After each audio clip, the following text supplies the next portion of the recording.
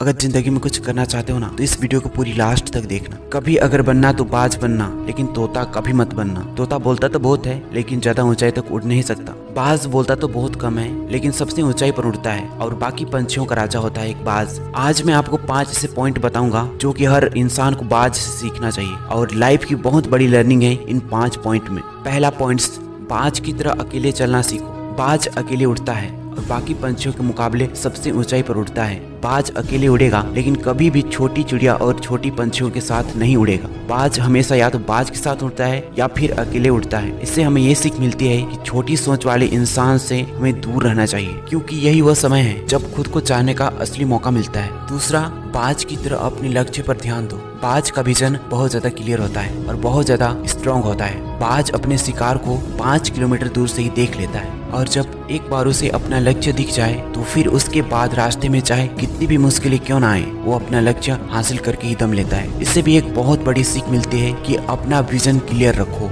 और उसे हासिल करने में चाहे कितनी भी मुश्किलें क्यों ना आए, पीछे मत हटो उस बाज की तरह। तीसरा पॉइंट, बाज कभी भी मरी हुई चीजें नहीं खाता। बाज कभी भी मरे हुए जानवरों को नहीं खाता, वह हमेशा जिंदा शिकार करता है। और हमें इससे ये सीख मिलती है कि ये जो हमारा पास्ट है वो मर चुका है, तो अपने उस मरे हुए थॉट्स पर ध्यान मत दो और अपने आने वाली ताजी फ्रेश जिंदगी में ध्यान दो। अपने पास्ट की पुरानी यादें जो तुम्हें तंग करती है उन्हें वहीं रहने दो जहां उसकी जगह है, और तुम्हारे पास्ट की जो जगह है अपने वर्तमान में जगह मत, क्योंकि अगर एक बार तुम्हारा पास्ट तुम्हारे प्रेजेंट में आ गया तो तुम्हारा पास्ट तुम्हें कभी तुम्हारे प्रेजेंट में नहीं रहने देगा। पास्ट में तुम्हारे साथ कितना भी बुरा क्यों ना हुआ हो, वो सब यादें और थॉट्स मर चुके हैं और उस बाज की तरह बनो जो कभी भी मरी हुई चीजें नहीं खाता। चौथा पॉइंट, मुश्किल समय में डरो नहीं। जब आंधी तूफान आती है तो बाज बहुत ज्यादा एक्साइटेड हो जाता है। जब बारिश होती है तो सारे पक्षी छिपकर बैठ जाते हैं, लेकिन बाज को बड़ा मजा आता है। जब तेज हवाएं चलती है तो बाज उन हवाओं के सहारे और तेजी से ऊपर की ओर उठता है और ऊपर उड़ते उड़ते इतना ऊपर उड़ जाता है। और इससे भी एक बहुत बड़ी सीख मिलती है कि मुसीबत में भी मजा ढूंढो। और नेपोलियन हिल ने एक बार कहा था कि हर बड़ी चुनौती अपने साथ में एक बड़ा अवसर लेकर के आती है। तो उस बाज की तरह तुम भी अपने अवसर को पहचानो, और जिस दिन उन अवसरों को पहचान लिया फिर सारी मुश्किलें तुम्हारे नीचे होंगी और तुम उन मुश्किलों के ऊपर होंगे।